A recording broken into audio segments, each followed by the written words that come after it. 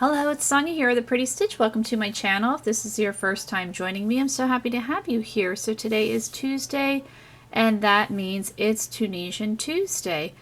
So as you can see, I am at my original filming spot here. I am not in my new filming space because that space is also a guest room, and I currently have a guest.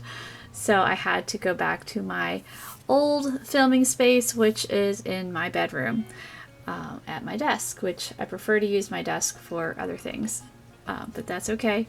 I wanted my bedroom to just be my bedroom, but sometimes it has to be my filming space again, and today is one of those days. So today we are going to be talking about Tunisian Entrelac again. I did a video last week that went over the basics on how to do Tunisian Entrelac in rows, and I had a question about the math and how the math is figured out. So when I did that video, I didn't really think too hard on the math. I just kind of had gone over when I was kind of figuring out the technique myself. The number that I gave in that video was pretty much that was the number that was being used around, but I wanted to figure out myself too the math, and so I did, and it's really not that hard. So I thought today we would go over about figuring out the math for Tunisian Entrelac, and if you wanted to do your own project and make any size block that you wanted, you didn't have to just do the one in the example, which that was the example was to chain a multiple of 11 and then add 1. And then your block ended up being 7 stitches across. So 7 across and then 5 rows high. But let's say you wanted to make a block. Let's say you wanted to make a block that was 9 stitches across and 6 stitches or 6 rows high. How would you go about doing that? So what you will need to do is, obviously you're going to have your 9, okay? And then if you wanted it to be 6 rows high, you would need to chain a multiple. It's very simple. You're going to take your number 9, so we want to have 9 stitches across. And then you're going to have 6 rows tall. So you're going to minus 1, so 6 minus 1 is 5. So then you have 5. So then what you would do is add 9 plus 5 is 14. And so you would chain a multiple of 14 plus 1. So it's really as simple as that. So let's say, let's do another example. So let's say you wanted to do 10 stitches across, and you wanted it to be 8 rows tall. So you have your number 10, and then 8 minus 1 is 7, so 10 plus 7 is 17. You're going to chain a multiple of 17 and add 1. Or we could even do a smaller block. So let's say you only wanted to have your block be 5 stitches across, and then only 4 stitches tall, 4 rows tall. Then you would have 4 minus 1 is 3, so you would do 5 plus 3 is 8, so you would chain a multiple of 8 and then add 1. So why don't we do that example? So let's chain 25, because 8 times 3 is 24, and then you'll add 1, and that's 25. So again, we're going to do 5 stitches across, and it's going to be 4 rows high. So let me chain my 25 here, and I'm just, as you can see, the nice thing with this technique is you can just use a regular straight hook. You could even use a hook that had like those ergonomic handles if you wanted to, for that would definitely work with this technique. So that's the nice thing, you don't need a Tunisian hook to do this. So let me go chain 25 and I will meet you back. Okay, so I have 25 chains here, and again we're going to do our block, so it's going to be 5 stitches across and 4 rows high. So let's begin our first block. So I'm working in that second chain from our hook. So I'm just showing that the math works out, that's all.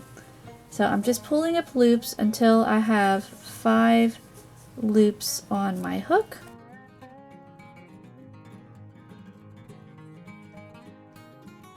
So there are 5 loops, and then we'll work them off. So yarn over, pull through 2 for the whole row.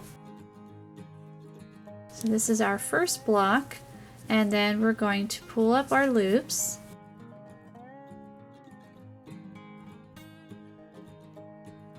And now we got to go into the chain. So we have 4 loops and we want to have those 5. So you go into the chain, pull up a loop, work them off. And as I said, we're going to have 4 rows tall. So we have 2, so we need to do 2 more.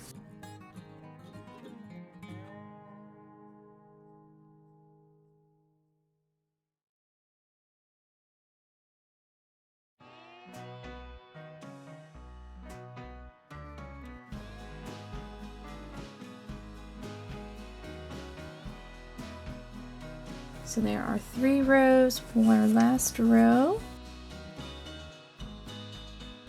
For this block, going back in that chain, please excuse my nails, I was at the beach for a week and they did look cute initially, but you know, they took a beating at the beach. Alright, so let's work those guys off. And now we have to complete this block by doing our bind off row.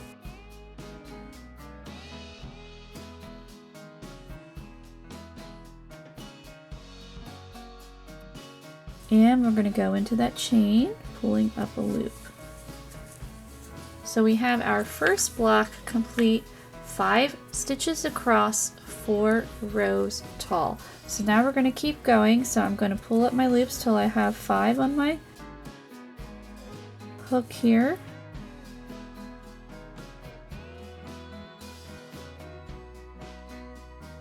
So we have our 5 loops, and we're going to pull those guys off.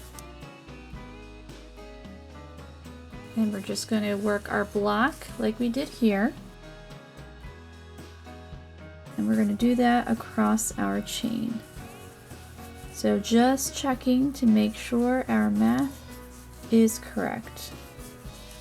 And I'm not great at math, but this is very basic math. Like, don't overthink it. I'll put the formula on the screen as well.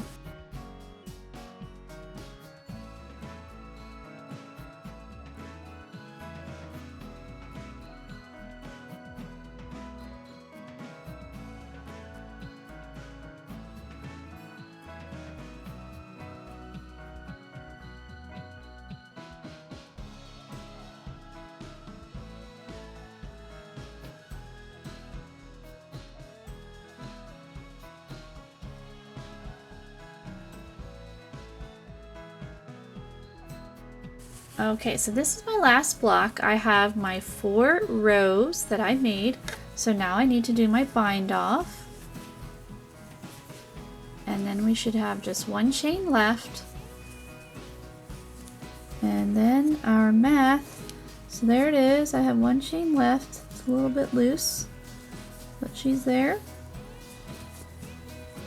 And I think I grabbed an extra loop when the yarn decided to split on me. Let's not do that.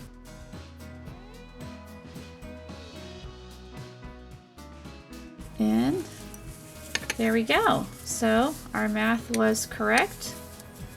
And if you do have extra chains, like that isn't a huge deal. Like let's say you wanted to make a blanket and you know, it's easy to make extra chains. It's better to have extra than not enough. So let's say you do have like 2 or 3 extra, not a big deal. You know, finish your last block and then you can just undo those last chains in case your count was off.